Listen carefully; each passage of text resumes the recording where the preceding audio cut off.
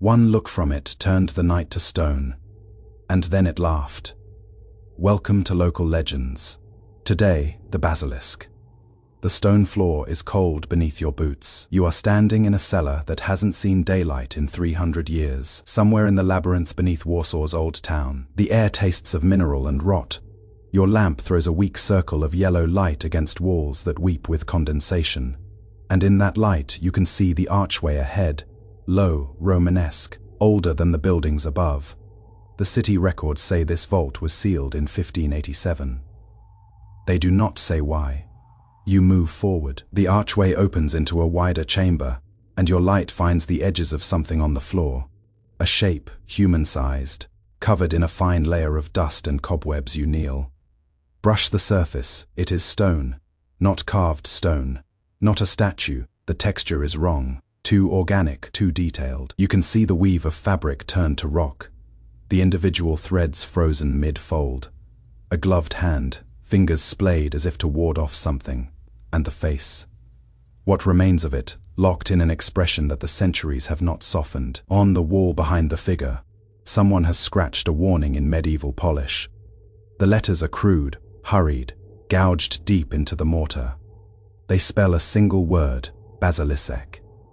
This is where the knight died, and this is where the legend of the Basilisk, the king of serpents, the creature whose very gaze could turn flesh to stone, ceased to be a story and became a name for something Europe spent 1,000 years trying to understand. The Basilisk belongs, first and foremost, to the folklore and natural philosophy of medieval and early modern Europe, but its roots stretch further back, into the libraries of ancient Rome, the temples of Hellenistic Greece, and perhaps beyond, into the desert kingdoms of North Africa and the Levant, where the first accounts of serpents with unnatural power were recorded.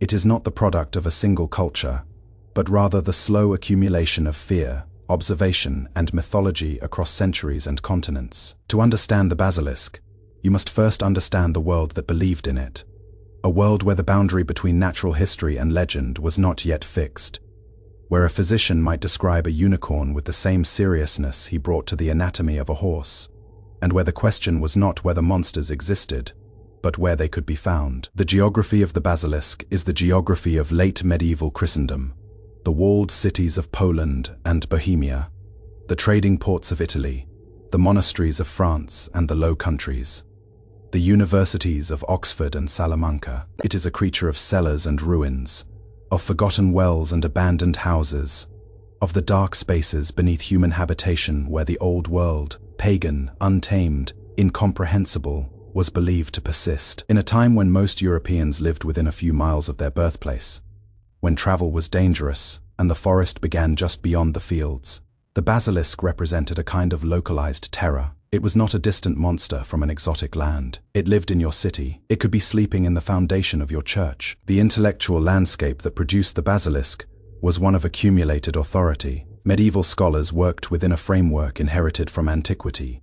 The texts of Pliny the Elder's Naturalis Historia, written in the 1st century, which described the Basiliscus as a serpent from the deserts of Cyrenaica in North Africa, no more than 12 fingers in length, marked by a white spot on its head, resembling a crown.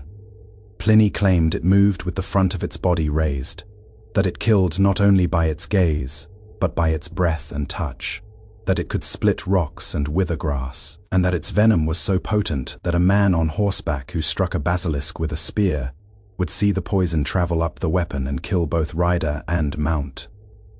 This description, transmitted through manuscript copies, became the foundation for 1,000 variations.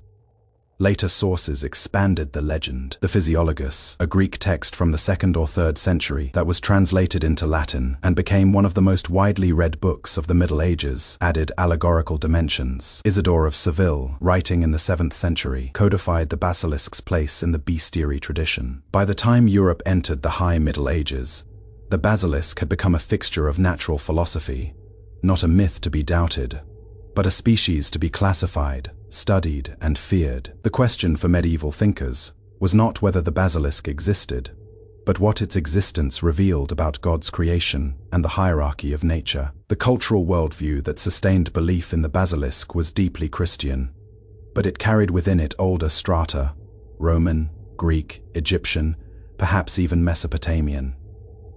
The idea of a serpent with supernatural power is ancient and nearly universal. The cobra of Egypt, which inflates its neck hood and strikes with lethal precision, may have been one inspiration. The horned viper, the puff adder, the sand boa, any number of North African and Mediterranean snakes could have contributed details. But the basilisk, as it developed in European legend, became something more than a dangerous animal. It became a symbol of concentrated evil, a creature whose very existence was a kind of blasphemy. In a cosmos ordered by God, where every creature had its place and purpose, the basilisk represented inversion. A king without a kingdom, a creature that killed not to eat, but simply to destroy, a perversion of the natural order. The people who told basilisk stories were not a single ethnic group, but a patchwork of medieval European cultures: Poles and Germans, Italians and Flemings, French and Bohemians. They shared a common religion and a common set of fears. They lived in cities that were growing rapidly, where old buildings were torn down and new foundations dug, where construction workers sometimes found things in the earth, bones, artifacts, ruins of Roman occupation, that needed explaining. They lived through plagues that killed without warning, through sudden illnesses that turned a healthy person into a corpse in a matter of hours. The basilisk, in this context, was a way of making sense of inexplicable death. If a man entered a cellar and never came out, if a well suddenly became poisonous, if an entire household fell sick after moving into an old house, the basilisk provided an answer. Not a scientific answer, but a narrative one. And in the Middle Ages, narrative and science were not yet separate disciplines. The basilisk is by tradition the king of serpents, Rex serpentum in Latin, Basilisk in Polish, Basilisk in French. Its very name derives from the Greek basiliskos, meaning little king, a reference to the crown, like mark on its head. But the physical description of the creature varies wildly, depending on the source, the century, and the region. A fact that tells us something important: the basilisk was not a creature anyone had reliably seen and lived to describe. It was, instead, a composite, a monster built from fragments of observation, classical authority, religious symbolism, and regional embellishment. In the earliest accounts, drawn from Pliny and the Greco-Roman naturalists, the basilisk is purely serpentine, a small snake, typically described as no more than a foot in length, with a pale or white marking on its crown that resembles a diadem. It moves differently than other snakes, holding the front third of its body upright, a posture that may have been inspired by the threat display of a cobra. Its scales are sometimes described as golden or bronze, and it is said to prefer arid, rocky terrain. This version of the basilisk is a desert animal, native to Libya and Cyrenaica, brought to Europe through trade routes or military campaigns and transformed in the retelling. By the late Middle Ages, however, the basilisk had undergone a strange metamorphosis, one that blurred the line between it and another legendary creature, the Cockatrice. In this later tradition, the basilisk is no longer purely a serpent. Instead, it is depicted as having the head, wings, and legs of a rooster with the tail of a serpent. The confusion between basilisk and cockatrice became so complete that many sources used the terms interchangeably, though technically the cockatrice was said to be born from a rooster's egg hatched by a toad or serpent, while the basilisk was born from a serpent's egg hatched by a rooster. The logic of these origins is medieval, concerned less with biological plausibility than with symbolic inversion. A rooster's egg is an impossibility, an aberration, and thus, the creature hatched from it must itself be an abomination. The physical appearance of the rooster, serpent basilisk, is described in bestiaries and illustrated in manuscripts throughout late medieval Europe. It is typically shown with bright plumage, a sharp beak, cruel eyes often colored red or yellow, scaled legs ending in talons, and a long serpentine tail that coils beneath it. Some versions give it bat-like wings. Others depict feathered wings that seem inadequate for flight. The crown marking remains, often stylized into an actual coronet in artistic depictions. The creature is rarely shown as large. Most images suggest something between the size of a chicken and a small dog, but the disproportion between its size and its lethality is central to its terror. It does not need to be large. Its power is not physical. The basilisk's primary weapon is its gaze. To meet its eyes is to die, though the mechanism of death varies by account. Some sources describe instant petrification. The victim turned to stone mid-step, frozen forever in the act of seeing the creature. Other accounts speak of a more gradual death. The victim collapses, blood vessels rupturing, organs failing. The body corrupted from within, as if by the most virulent poison.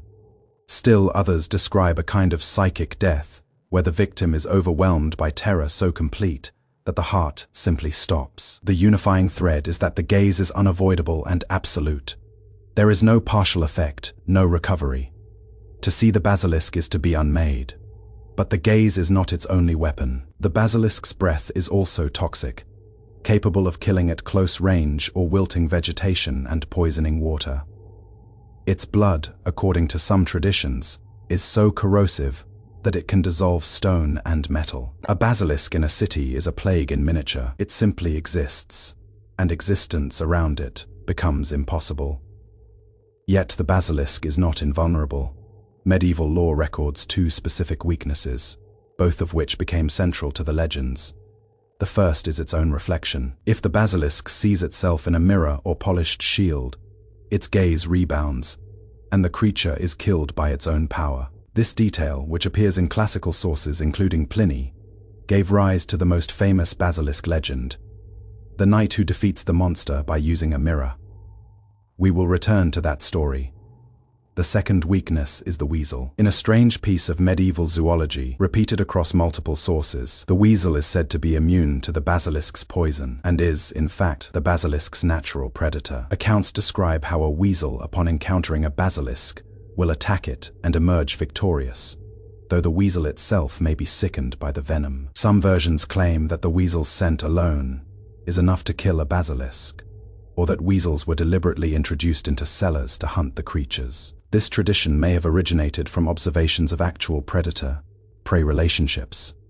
Weasels do hunt snakes, or it may be purely symbolic, the small and seemingly harmless creature overcoming the monstrous through natural law. In medieval Christian allegory, the weasel-basilisk conflict was sometimes read as a parable of Christ defeating the devil, the humble overcoming the proud. The basilisk's behavior, as described in the sources, is less that of an animal than of a curse-given form. It does not eat. It does not reproduce in any natural way. It simply appears, often in places that have been disturbed, during construction, after a flood. When an old building is opened, it kills anything that approaches, not for food, but seemingly for the sake of killing. This behavior aligns it more closely with the demons of Christian demonology than with any natural predator. Indeed, some late medieval sources explicitly categorize the basilisk as a demonic creature, or a punishment sent by God. Its appearance in a city a sign of divine disfavor or collective sin. The basilisk, then, is a creature of thresholds and contradictions, small but deadly, natural but impossible, seen but fatal to see. In its very construction, it embodies the medieval fascination with hybridity, with creatures that violate categories, and thus reveal the fragility of the systems meant to contain them. It is not merely a monster. It is a question the medieval world asked itself about the nature of danger, the limits of knowledge, and the hidden costs of survival in a world still thick with mystery. Unlike monsters that are born from the union of natural animals, or created through divine or demonic intervention, the basilisk's origin stories are exercises in inversion. Biological processes run backward, natural roles reversed, the expected order of generations scrambled into something grotesque. These origin myths are not incidental folklore.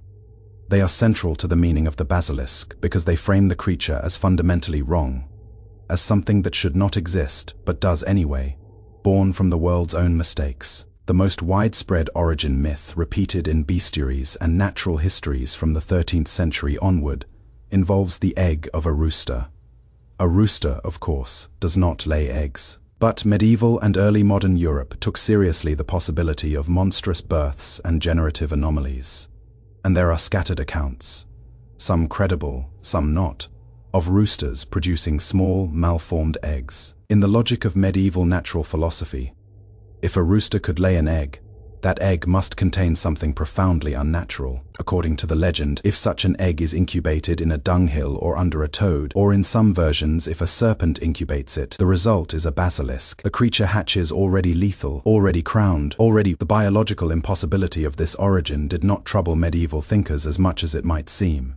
The natural world as they understood it was not a closed system of laws, but a theater in which God, demons, and natural forces constantly intervened. Monstrous births were documented throughout classical and medieval literature: two-headed calves, conjoined lambs, infants born with animal features. These were understood as portents, warnings, or the results of corruption in the womb. The basilisk, in this framework, was simply the most extreme example of generative failure, a creature born entirely from reversal and confusion.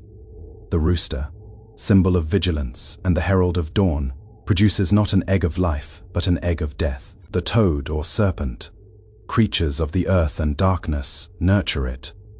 The result is a king of nothing, crowned with death. An alternate version of the basilisk's origin reverses the formula: a serpent lays an egg, and a rooster incubates it. This version appears less frequently, but follows the same logic of unnatural hybridity. In either case, the basilisk is portrayed as a mistake, an accident of nature that should not be allowed to complete itself. In some regions, folklore held that if you found a rooster's egg, you must destroy it immediately, preferably by throwing it over the roof of a house or church, so that it breaks before touching the ground. To allow such an egg to hatch was to invite catastrophe. But there is another tradition, older and more serpentine, that bypasses the rooster entirely. In this version, the basilisk is simply born from the egg of an elderly serpent, sometimes specifically a serpent that has reached a great age or consumed particular substances. This aligns more closely with the classical accounts, which describe the basilisk as a species of snake native to North Africa, not as a hybrid monster. In this reading, the basilisk is not a corruption of the natural order, but an extreme expression of it, a creature that represents the ultimate development of serpent nature, the point at which a snake becomes so concentrated in its venom and power that it transcends mere animality and becomes something elemental. The question of what triggers a basilisk's appearance is also culturally significant. The creature is almost never said to roam freely. Instead, the basilisk is a creature of archaeology. In a sense, it emerges when the buried past is disturbed. This pattern suggests that the basilisk legend may have functioned as a warning against reckless development, a way of encoding the dangers of construction work, collapses, toxic gases, underground springs in narrative form. To dig too deeply, to open what has been closed, is to risk waking something that should have remained asleep. In medieval urban contexts, the basilisk also served as an explanation for plague and epidemic. If a neighborhood fell sick, if water sources became contaminated, if a particular building seemed to bring death to its inhabitants, the presence of a basilisk in the area provided a coherent narrative. The creature's poisonous breath and gaze could account for sudden, widespread illness. Its presence in a cellar or well explained why an entire household might die within days. A basilisk was less a supernatural monster. There is also a moral dimension to the basilisk's appearance. In Christian allegorical readings, the creature was sometimes interpreted as a manifestation of sin, particularly the sin of pride. The basilisk wears a crown but rules over nothing. It kills but does not eat. It sees but brings death through sight. It is, in this reading, a figure of empty sovereignty, of power divorced from purpose or virtue. The appearance of a basilisk in a city could thus be read as a collective moral failing, a sign that the community had become corrupted, proud, or neglectful of divine law. To drive out the basilisk required not just physical courage, but spiritual purification, prayer, fasting, the intervention of a priest or saint. Unlike legends that center on human transformation, the werewolf, the vampire, the wendigo, the basilisk is not typically a fallen human. There are no stories of men or women becoming basilisks through transgression or curse. The creature is other, capital O, from the moment of its hatching. But this otherness is not entirely external. The basilisk is born from human spaces, from the animals and structures humans depend on. It is generated, however, impossibly from the systems of medieval life, barnyard roosters, dung heaps, old foundations. In this sense, the basilisk represents the return of the repressed, the idea that within the heart of domestic, controlled Christian civilization, there is always the possibility of monstrous birth. You do not have to go into the wilderness to find the basilisk. It is already beneath your feet, waiting in the dark, born from the hidden corruption of the ordinary. The taboo, then, is not against a specific action, but against complacency. The basilisk appears when people forget that danger is always latent, when they assume that sealing something away is the same as destroying it. It appears when curiosity or necessity drives someone to open the closed door, to descend into the cellar, to peer into the well. And once it appears, once the encounter begins, the only options are flight, cunning, or death. There is no negotiation with a basilisk, no appeasement, no prayer it will respect. It is a creature of absolute refusal, and that is what makes it so terrifying. When European travelers, missionaries, and scholars began to document their encounters with non-European cultures in earnest, during the age of exploration, the expansion of trade routes, and the early centuries of colonialism, they brought with them the intellectual baggage of their own monster traditions. The basilisk, by this point, was so deeply embedded in European natural philosophy and folklore that it functioned as a kind of template, a category into which foreign creatures and foreign stories could be sorted, compared, and often misunderstood. At the same time, European scholars began to question the basilisk itself, subjecting it to new forms of scrutiny, as empirical observation and experimental science slowly separated from the inherited authority of ancient texts. One of the key figures in this transformation was the Swiss naturalist Conrad Gesner, whose Historia Animalium, published in multiple volumes between 1551 and 1558, attempted to catalogue all known animals, real and legendary, with a critical eye. Gesner included the basilisk in his work, reproducing the classical descriptions from Pliny and Isidore. But he also expressed skepticism. He noted that no reliable modern account of a living basilisk existed, that the creature's described powers seemed to defy natural law, and that many of the stories surrounding it were likely exaggerations or misidentifications. Gesner's treatment of the basilisk was not dismissive. He took the legend seriously as a subject of inquiry, but he marked the beginning of a shift from acceptance to doubt, from bestiary to zoology. By the 17th century, this skepticism had deepened. Sir Thomas Browne, the English polymath and author of Pseudodoxia Epidemica 1646, a massive work dedicated to debunking popular errors and false beliefs, devoted a chapter to the basilisk. Browne examined the claims about the creature's gaze, its breath, and its venom, and concluded that most were either impossible or based on misunderstandings of real animals. He acknowledged that certain snakes possessed deadly venom, and that cobras, in particular, displayed threatening postures that might have inspired the legend.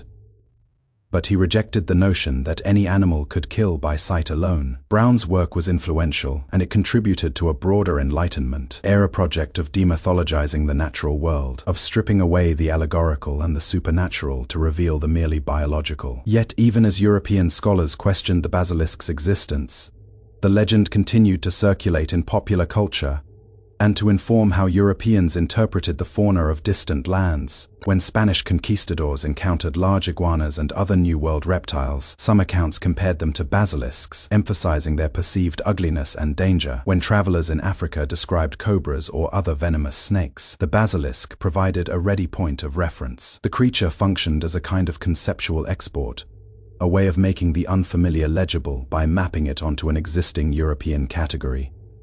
At the same time, the legend of the basilisk was being reinterpreted through the lens of Christian demonology and witch trial literature. In treatises on witchcraft from the 15th through 17th centuries, authors sometimes described witches as capable of creating basilisks or commanding them, folding the creature into the expanding catalogue of demonic powers. The Malleus Maleficarum, the infamous 1487 handbook for witch hunters, does not specifically mention the basilisk, but later witch, Trial records from Poland, Germany, and Bohemia occasionally reference the creature as something witches might summon or breed. This conflation of natural history and demonology reflects the unstable status of the basilisk during this period. Was it an animal, a demon, or a symbol? The answer depended on who was writing and why. One of the most detailed and skeptical treatments of the basilisk comes from the work of Ulisse Aldrovandi, an Italian naturalist who published his Monstrorum Historia in 1642. Aldrovandi was interested in monsters as a category, not creatures that existed in the wild, but figures that revealed human fears and the boundaries of the natural order. He included extensive illustrations and descriptions of the basilisk, drawing from multiple sources, and he noted the wide variation in depictions. Some showed a pure serpent, others a rooster, serpent hybrid, still others a creature that looked more like a small dragon. Aldrovandi concluded that the basilisk was likely a composite, a legend built from disparate elements, but he preserved the stories because he believed they were culturally important. Monsters, even imaginary ones, had meaning. The cross, cultural lens also reveals how the basilisk was used in propaganda and moral discourse. During the Reformation and Counter-Reformation, Protestant and Catholic polemicists alike used the basilisk as a symbol for their enemies. Martin Luther, in his writings, occasionally compared the papacy to a basilisk, an entity whose gaze brought spiritual death. Catholic writers returned the favor, describing Protestant heresy as a basilisk hatched from the egg of pride. The creature had become a rhetorical weapon, a shorthand for concentrated, deadly evil. In the 18th century, the Enlightenment's emphasis on reason and empirical evidence further eroded belief in the basilisk. The French naturalist Georges-Louis Leclerc, Comte de Buffon, in his multi-volume Histoire naturelle, 1749–1788, dismissed the basilisk outright as a fable, useful only as an example of how ancient authorities could mislead if not subjected to observation and experiment. Buffon's work represented the triumph of the modern scientific method, and with it, the basilisk's relegation to the category of myth, no longer a subject of natural history, but a footnote in the history of human error. Yet the legend did not die. It simply migrated. As the basilisk faded from serious natural philosophy, it found new life in literature, in folklore collections, and in the popular imagination. The Grimm brothers, in their collections of German folk tales published in the early 19th century, included basilisk stories, preserving them as cultural artifacts. Antiquarians and folklorists across Europe began recording local basilisk legends before they could be forgotten, recognizing that even if the creature was not real, the stories about it revealed something true about the societies that told them. The cross-cultural interpretation of the basilisk, then, is a story of transformation, from accepted fact to questioned possibility to acknowledged fiction. But it is also a story of persistence. The basilisk survived the transition because it was never just a creature. It was a symbol of sudden death, of hidden danger, of the lethal consequences of seeing what should not be seen. And symbols, unlike animals, do not require biological plausibility to thrive. The most famous basilisk legend in European folklore is the story of the Basilisk of Warsaw, a tale that has been told and retold for more than 400 years. It is the rare basilisk story that has a fixed location, named characters, and a structure that resembles a historical account rather than a fable. And like many enduring legends, it sits uncomfortably between documented history and embellished myth, with just enough factual anchoring to make you wonder what really happened. According to the legend, in the year 1587, a basilisk appeared in the cellars beneath a tenement building on Krasowie-Koło Street, in Warsaw's Old Town.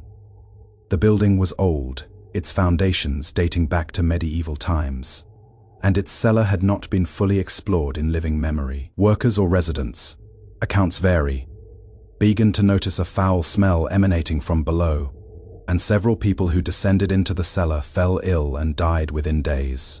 The deaths were sudden and inexplicable, and rumors spread quickly.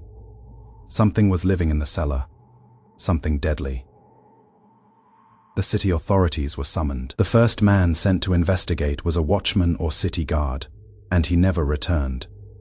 A second man descended with a torch, and he was found dead at the bottom of the stairs, his body showing no signs of injury. Panic spread through the neighborhood. No one would enter the building. Families fled their homes. The city needed a solution, and it turned to a man named Jan Fora, sometimes recorded as Jan Fora of Roquefort, a condemned criminal awaiting execution. The deal was simple. If he could descend into the cellar and kill whatever was there, he would be pardoned. Fora, knowing he had nothing to lose, agreed, but he did not go unprepared. He took with him a polished steel mirror, a torch, and a long hook or pike.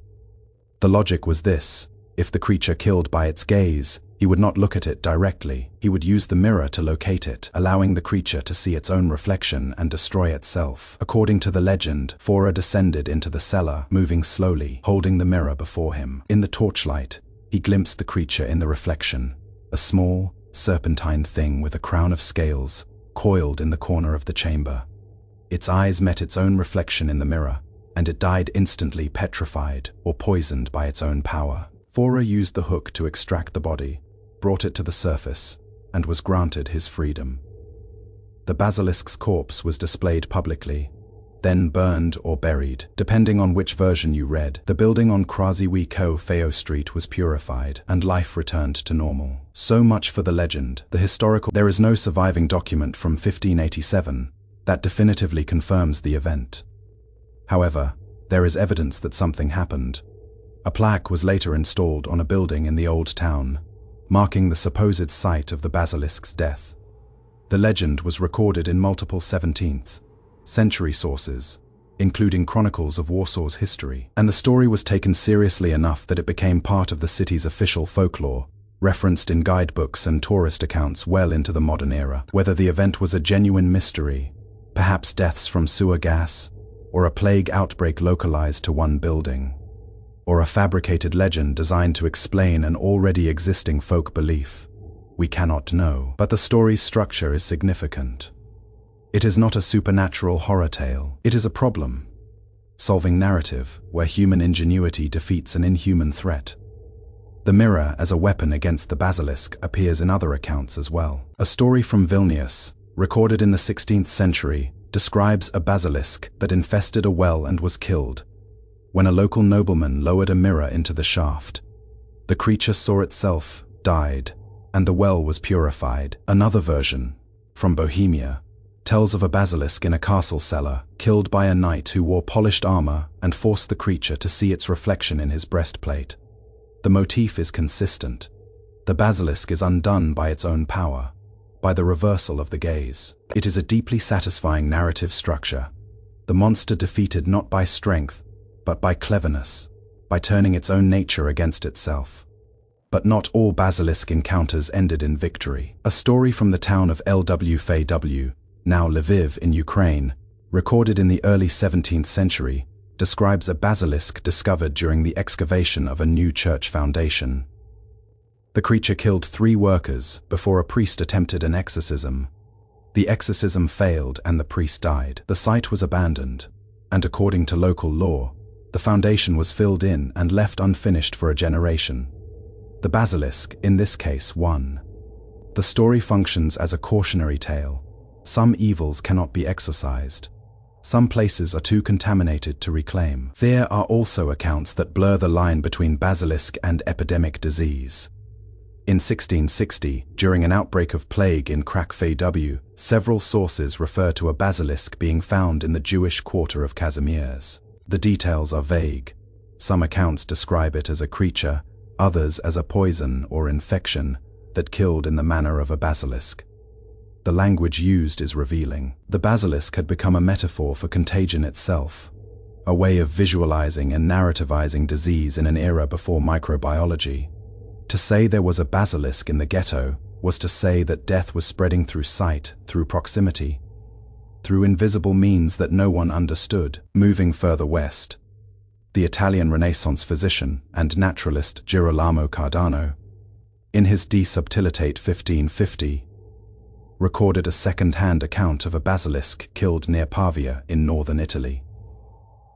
Cardano was skeptical but included the story because it had circulated widely. According to the account, a farmer discovered a basilisk in a stone barn, and the local authorities hired a professional monster hunter, described as a man who specialized in destroying dangerous animals, to kill it. The hunter wore leather armor, covered his face with thick cloth, and carried a mirror and a spear.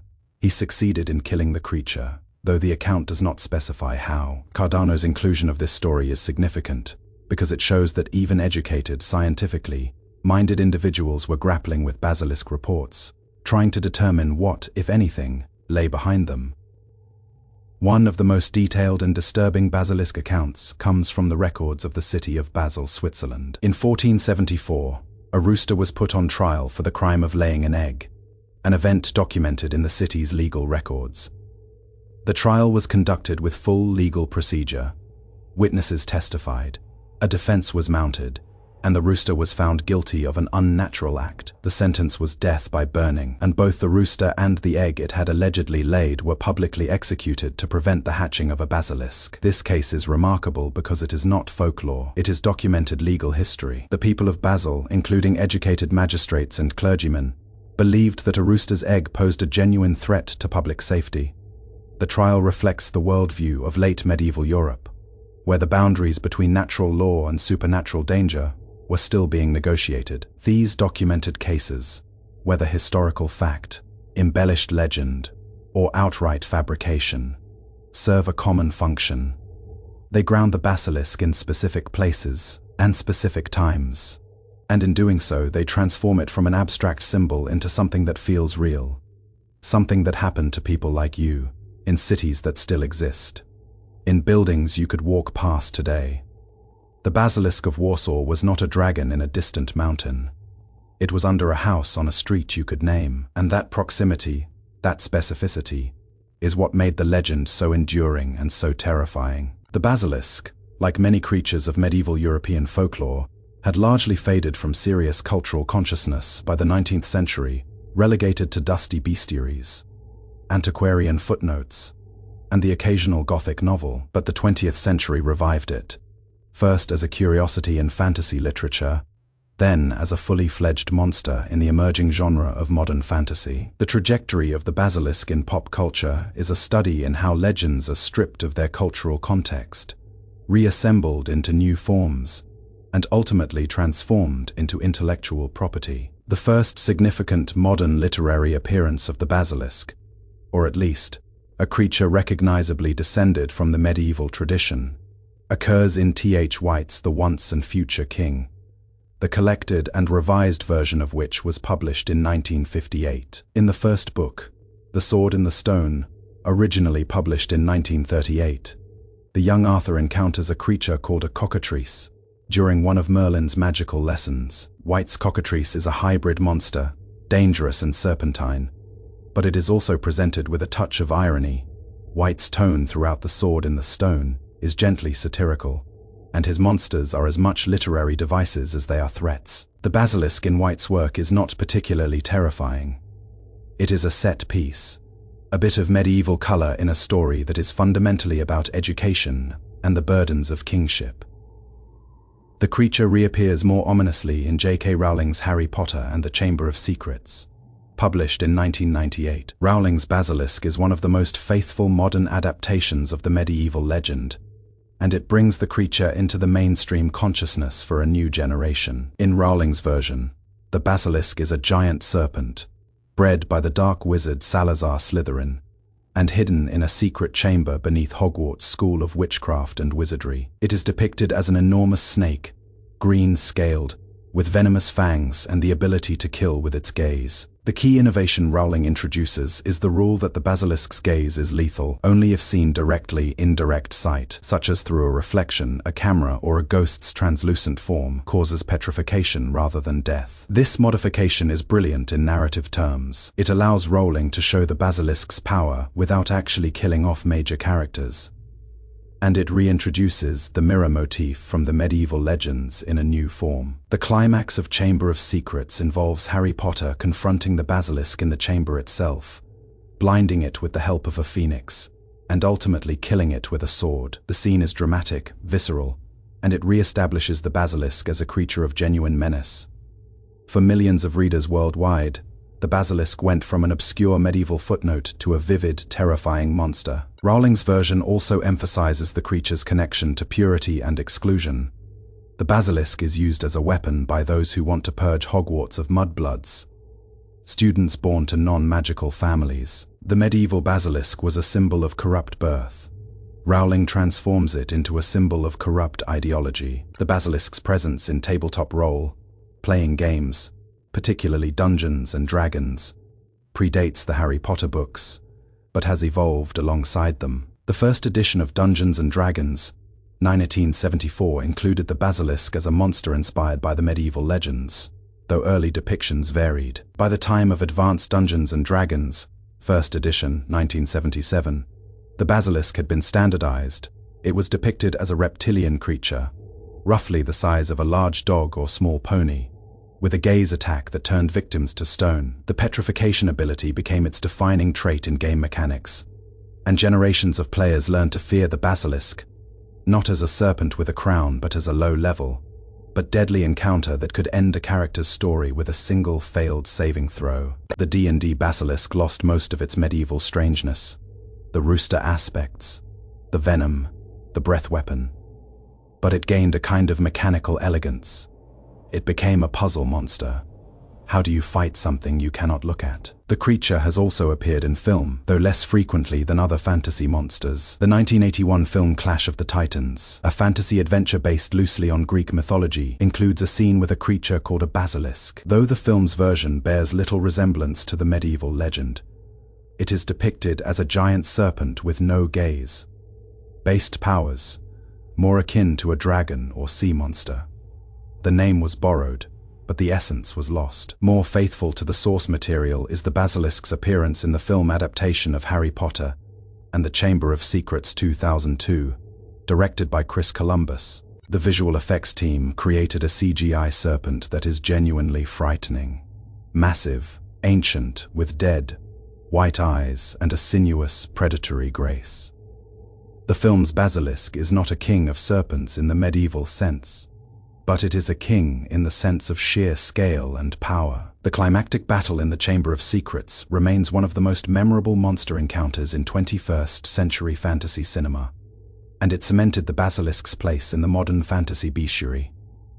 The video game industry has also adopted the basilisk, though usually in simplified form. In the Final Fantasy series, basilisks have appeared as enemies in several installments, typically with the ability to petrify characters with their gaze or breath. The Elder Scrolls series includes creatures called basilisks in some of its lore, though they are rarely seen in-game. The Monster Hunter franchise, which draws on creature designs from global mythology, has not yet included a basilisk, but the mechanics of gaze-based petrification appear in other forms. The basilisk, in games, tends to function as a status effect enemy, annoying rather than terrifying, a creature that adds mechanical difficulty rather than narrative weight. What has been lost in this pop culture evolution is the basilisk's specificity. The medieval basilisk was small, urban, born from unnatural generation, and symbolically tied to corruption and pride. The modern basilisk is almost always enormous, often subterranean, and divorced from any specific cultural or moral meaning. It is a monster because it is large and dangerous, not because it represents something. The crown, the rooster features, the weasel as predator, the mirror as weapon. These are simplified or discarded entirely. What remains is the gaze. That single detail has survived the transformation because it is viscerally effective. It is a power that works in narrative, in game mechanics, and in visual media. You cannot fight what you cannot look at. That is a problem with dramatic potential, and so the basilisk endures, even as its deeper meanings are forgotten. Yet there are signs of a more thoughtful engagement with the legend. The 2013 illustrated edition of Jorge Luis Borges's The Book of Imaginary Beings, originally published in Spanish in 1957, includes an entry on the basilisk that treats it with literary seriousness. Drawing on classical and medieval sources, Borges, characteristically, is less interested in whether the basilisk was real than in what the idea of the basilisk reveals about human imagination. The need to create monsters that embody our fears, the tendency to hybridize and exaggerate, the pleasure of impossible taxonomy. Borges's basilisk is not a creature to fight, but a creature to think with. And perhaps that is the future of the basilisk in popular culture. Not as a boss monster in a video game or a CGI spectacle in a film, but as a figure that invites reflection. The basilisk is a mirror, after all.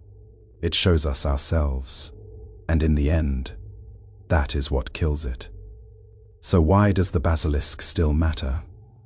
Why does a creature born from medieval misunderstandings of biology, a legend that no one believes anymore, continue to appear in our stories and our games and our nightmares? The answer, perhaps. The basilisk is a story about knowledge that kills, about curiosity that cannot be survived, about the lethal cost of sight. We live in an age of enforced visibility. Our lives are documented, surveilled, broadcast. We are seen constantly, and we see constantly. Images streaming past us at a speed that would have been incomprehensible to a medieval city dweller. We have more access to information, to footage of violence and disaster and spectacle than any generation in human history. And yet, or perhaps because of this, we are still obsessed with the idea of the forbidden image, the thing that should not be seen. The basilisk legend taps into this anxiety. It suggests that some sights are not just disturbing but ontologically dangerous, that to see is to be changed, to be destroyed. Consider the contemporary phenomenon of disturbing content online. Videos of violence, images of atrocity, the endless scroll of the traumatic and the horrific. We call it doom scrolling now, but the underlying fear is ancient, that prolonged exposure to certain kinds of images will poison us, will change us in ways we cannot undo. The basilisk's gaze is instant, but our modern version is cumulative. The principle is the same. Sight is not neutral. Sight has consequences. The basilisk also endures because it is a creature of the threshold, of the boundary between the known and the buried. Every city, every building, every life has its cellars. Places we do not go, things we do not examine, histories we have sealed away and prefer to forget. The basilisk is what lives there. It is the return of what was repressed. The old foundation cracking open, the past that refuses to stay past. In an era when we are constantly excavating history, re-examining old crimes, old silences, old assumptions, the basilisk becomes a metaphor for the danger of that excavation. Some things, the legend whispers, were buried for a reason. Some doors should not be reopened. But the legend also offers a solution: the mirror. The basilisk is defeated by its own reflection, by being forced to see itself. There is something hopeful in that. It suggests that the way to defeat a lethal ideology, a toxic system, a thing that kills by its very nature, is not to ignore it, but to reflect it back. To make it confront its own image, its own consequences, its own emptiness. The basilisk wears a crown, but it rules nothing. It kills, but it does not live. Faced with that truth, it collapses. The basilisk, in the end, is not just a monster. It is a question. What are you willing to look at? And when you open the cellar door, when you descend into the dark, when you hold up the mirror, will you survive the encounter? Or will you be the next stone figure left at the bottom of the stairs, frozen in the act of seeing something that should have remained hidden? The basilisk is still down there, waiting in the places we have sealed. And every so often, someone picks up a torch, a mirror, and a key. Every so often, the old door opens, and the legend begins again. If you enjoyed this, hit like and subscribe for more folklore, myths, and mysterious creatures. See you next time.